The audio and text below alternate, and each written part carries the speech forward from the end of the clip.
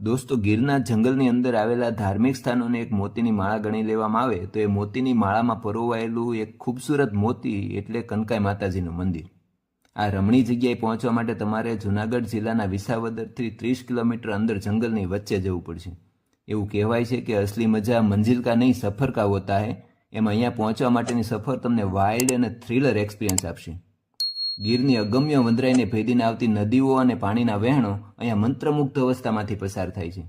જંગલને વિંધીને દૂર સુધી લઈ જતો રસ્તો, નજર પહોંચે ત્યાં સુધી જંગલનો ફેલાવો અને નીરવ શાંતિ તમને રોજબરોજના થાક અને કંટાળામાંથી મુક્તિ આપશે. ગીરના જંગલની ભવ્યતા રોમાંચ પમાડશે.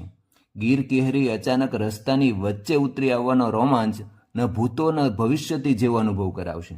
મિત્રો, તમે ગીર જંગલની મુલાકાતે આવવાનું વિચારી રહ્યા હો તો નયનરમ્ય કનકાઈ માતાજીના મંદિરને તમારા પ્લાનમાં અવશ્ય સ્થાન આપશો. વાઇલ્ડ એક્સપિરિયન્સ, એડવેન્ચર એક્ટિવિટીઝ અને મેન્ટલ પીસ બધાનો એકસાથે જ અનુભવ થશે.